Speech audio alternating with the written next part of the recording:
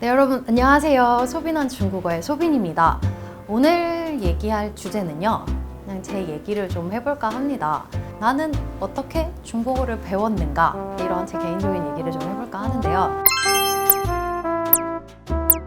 우선은 저는 고등학교 졸업을 하고 바로 중국으로 간 케이스예요. 그러면 고등학교 때 나는 중국어를 공부를 했느냐? 사실 제2외국어 선택이 중국어긴 했는데, 여러분도 생각을 하지만 제2외국어 때 배웠던 거 정말 기억에 잘 안 남죠. 인사말 한두 마디 정도?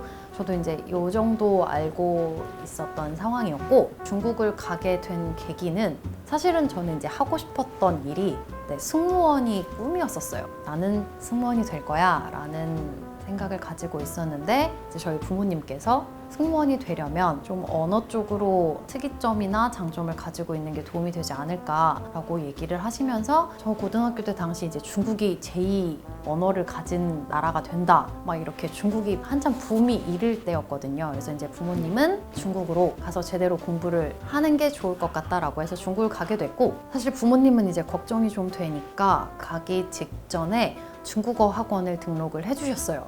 근데 그 뭔가 유학을 간다라는 아니라는 생각에 학원을 제대로 나가서 공부를 열심히 하지 않았죠. 그러다 보니까 중국어에 대한 기초가 거의 없는 상태에서 중국에 이렇게 똑 떨어지게 된 케이스예요. 사실 수업을 처음 딱 들어갔을 때 교수님께서 중국어로 된 제 이름을 부르셨는데, 제 이름조차 저는 알아듣지 못하는 상황이었거든요. 그래서 이걸 계속 해야 될까? 할 수 있을까? 그래서 초반에는 부모님한테 전화해서 못하겠다, 한국 가겠다 라는 얘기도 몇 번 했었던 것 같아요. 근데 그때 이제 부모님 몇 번 이렇게 괜찮아, 할 수 있어 다독여 주시다가 부모님께서 처음으로 그런 얘기를 하시더라고요. 그럼 한국 와서 뭐 할 건데? 네가 할 수 있는 게 뭐가 있어? 라는 얘기와 함께, 또 친구들은 이제 막 한참 대학교 생활을 하고 있는데, 저는 정말 그 상태로 한국을 가면 아무것도 할 수 없는 상태가 되어버리는 것도 조금 겁이 났었죠. 그래서 사실 공부를 했던, 막 정말 밤을 새서 저는 단어장을 다 파헤치고 막 엎었어요 라고 공부를 한 스타일도 아니에요. 그럴 만한 열정도 없었던 것 같고, 근데 제가 처음에 이제 중국어를 하게 됐던 계기는 심플해요. 먹고 살아야 하니까. 네, 이제 거기 있으면 생활을 하면서 밥도 먹어야 되고 물도 사 마셔야 되고 제가 필요한 생활 필수품도 사야 되는데, 말이 안 되니까 아무것도 되지 않더라고요. 그러다 보니까 이제 제가 중국에 있을 때는 그 전자사전을 사용을 할 텐데, 어딜 가든 전자사전을 항상 들고 다닐 수밖에 없었어요. 뭘 하나 사더라도 이렇게 잠시만요 라는 말도 못하니까 그냥 손짓으로 잠깐만 이걸 이렇게 하고, 사전으로 그 단어 찾아서 잘 읽지도 못하니까 단어 보여주고 사고, 단어 또 쳐서 단어 보여주고 사고, 이러다 보니까 가격적인 부분에서 덤탱이 아닌 덤탱이도 많이 썼던 것 같아요. 지금 생각을 해보면 나 그때 당시 이거 이만큼 이 가격 주고 샀던 것 같은데 한데, 나중에 이제 물가를 알고 보니까 나 덤탱이 썼구나 이랬던 케이스죠. 이렇게 해서 좀 배웠고, 한두 마디 정말 말을 하게 됐던 계기는 그 저희 학교 근처에 복장시장이라고, 부장시장이라고 해서 이렇게 중국에서 보세 옷 같은 거를 동대문처럼 모아놓고 팔던 조그만한 시장이 있어요. 옷가게가. 이게 한참 처음 20살이 됐고, 저는 용돈이라는 거를 처음 받고, 내 통장에 부모님께서 주신 몇 달치의 용돈이 있었고, 그러니까 정말 못 모르고 겁 없을 때죠. 그러니까 그냥 그 사전 들고 가서 그 보셋집 옷 막 사면서 돈 막 쓰면서 거기 옷 파시던 분들이랑 이제 말 한두 마디씩 하던 게 회화로 연결이 되더라고요. 그래서 이럴 때는 이렇게 말을 하는구나, 이런 옷을 살 때는 이런 표현을 쓰는구나, 이런 말은 이렇게 하는구나. 그리고 워낙 자주 가다 보니까 자주 가는 옷가게 분들은 너 또 왔네 하면서, 제가 중국어가 너무 없다는 걸 아시니까 한두 마디씩 이렇게 알려주시더라고요. 그럴 땐 이렇게 말하면 돼, 뭐 이런 말 하면 돼. 그러면서 처음에 이제 회화라는 거를 배웠던 것 같아요. 근데 이게 딱 좋은 방법만은 아닌 게, 저는 학교 생활을 해야 되고 학교에 있는 시험을 봐야 되잖아요. 근데 이 중국어의 딱 어법이라는 것과 사실 보통 사람들이 쓰는 회화라는 거에서는 약간 갭이 있거든요. 그러다 보니까 학교 시험을 치고 어법적인 부분에 있어서는 제가 또 다시 0인 거예요. 어법도 아예 없고 기본기도 없고 그냥 말만 몇 마디 할 수 있는 애. 그러다 보니까 학교 시험을 볼 때도 교수님한테 혼도 많이 나고 어법이 엉망이야 라는 얘기도 들었었죠. 그래서 아, 이렇게 하면 진짜 학교 생활도 내가 유지를 해나갈 수 없겠구나 라는 생각이 들어서 중간에 방학 때 한국을 나오지 않고 유학생들 대상으로 하는 스파르타 방학 기간 동안 열리는 학원 수업이 있었어요. 그래서 부모님한테 말씀을 드리고 그 스파르타 반을 끊게 됐는데 그때 정말 2달 동안 울면서 공부를 했던 것 같아요. 너무 힘들었고 이렇게까지 해야 되나? 라는 생각을 할 정도로 정말 너무 스케줄이 빡빡했는데 지금 와서 돌이켜서 생각을 해보면 그때 그 2달 동안 스파르타로 공부를 했던 게 제가 학교 다니는 동안에 시험을 보면서 그 어법 부분적인 부분에서는 그 스파르타 학원 도움이 가장 컸었던 것 같더라고요. 저는 스파르타 학원 다닐 때 제가 일단 급한 상황이니까 매일 단어 100개씩 외워야 했거든요. 근데 이게 처음에는 되게 여러분도 딱 단어 같은 거 외우실 때 하루에 나는 몇 개를 외워야지 목표를 좀 세워두시면 좋은 게요. 저는 좀 양이 많았죠. 하루에 이 100개라는 게 처음엔 외울 때 엄청난 시간이 걸려요. 1시간을 봤는데도 뒤돌면 다시 기억이 안 나고 가물가물하고 아, 나는 진짜 돌머리인가? 막 이런 현타도 오는데 이거를 조금만 참고 계속 하다 보니까 그 2달 과정이 끝났을 때쯤에는요. 이 100개를 외우는데 시간이 엄청 단축이 돼 있더라고요. 그러니까 그만큼 자꾸 단어에 내가 노출이 된 것도 있고 외우는 요령도 터득을 했겠죠. 그러다 보니까 이 2달 과정이 끝났을 때 정말 아예 없었던 제 단어량이 엄청 많이 늘어나 있더라고요. 물론 시간이 지남에 따라 자주 쓰지 않는 단어는 금방 까먹기 마련이에요. 근데 그만큼 내가 자주 쓰고 필요한 단어들은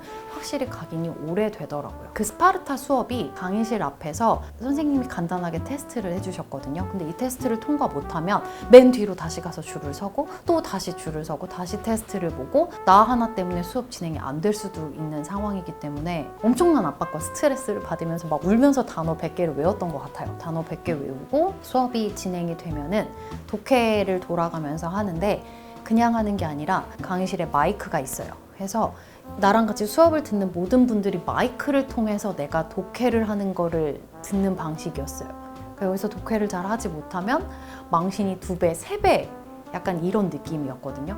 그렇게 독해 공부도 했었고 마지막으로 장문 같은 경우는 이제 같이 수업을 듣는 분들이랑 조를 짜서 서로 대화 방식으로 장문도 해보고 말도 해보고 이렇게 2달 과정을 하고 나니까 학교 수업을 하는 데 있어서 훨씬 더 도움이 많이 되더라고요. 그래서 제가 여러분들 그 중고 공부를 하고 계신 분들한테 뭐 제 얘기가 도움이 될 수도 있고 안 될 수도 있지만 개인적인 그냥 제 생각으로는 똑같은 얘기죠. 사실 꾸준하게 하는 것밖에는 답이 없어요. 근데 그렇다고 내가 나는 매일 2-3시간씩 꼬박꼬박 해야지 힘들거든요. 그래서 아까 제가 처음 얘기했던 대로 내가 목표가 있다면 그 목표에 가기 전까지 그 과정을 너무 욕심을 내서 타이트하게 잡기보다는 하루에 뭐 단어 나는 10개씩으로 시작을 해야지 하면 딱 10개를 정해놓고 10개를 꾸준하게 외우다 보면 시간이 엄청나게 단축이 되고 나중을 봤을 때 나한테 있는 축적된 단어가 100%는 아니더라도 80%, 70%만 남아도 저는 성공한 공부라고 생각을 하거든요. 그래서 여러분들의 개인적인 목표치를 가지고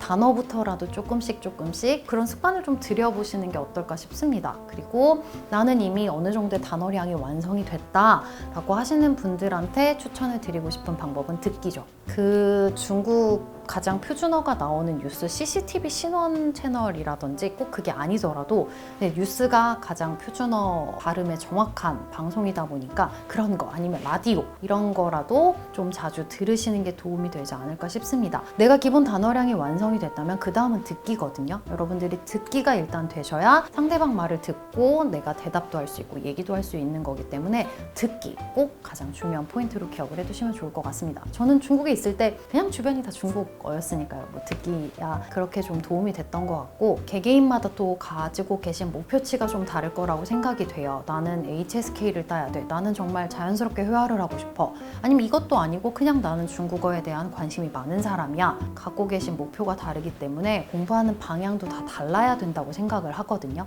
근데 제가 이제 사람들을 만나다 보면 어떻게 해야 중국어 가장 빨리 늘어? 어떻게 공부를 하면 좋을까? 라는 얘기들을 하시는데 전 그럼 항상 물어봤던 것 같아요.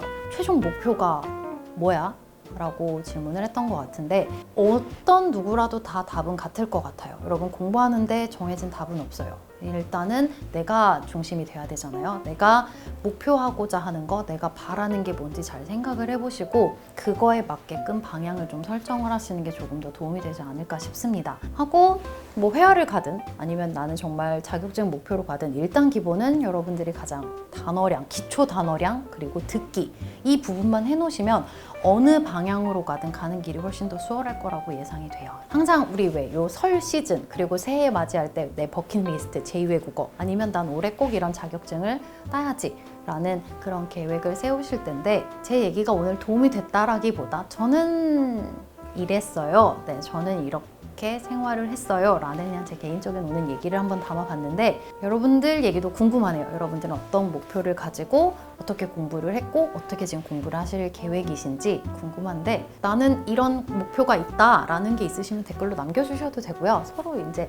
이분의 목표는 이런 것 또 누군가한테 내 목표를 얘기를 하면 그 목표까지 가는데 저는 조금 더 쉽다고 생각을 해요. 사람들이 모르고 나만 혼자 가면은 포기하기도 쉬운데 내가 누군가한테 얘기를 해두고 그런 목표치가 있다면 포기를 하다가도 망설여지고 한 번 더 해봐야지 라는 생각을 하게 되니까 여러분들도 여러분의 목표를 함께 공유를 하면서 그 목표치까지 꼭 도달하는 올 한 해가 되기를 바라겠습니다. 그래서 저는 지금까지 소빈한 중국어의 소빈이었고요.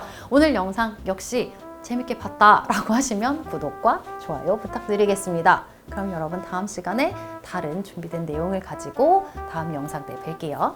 바이바이.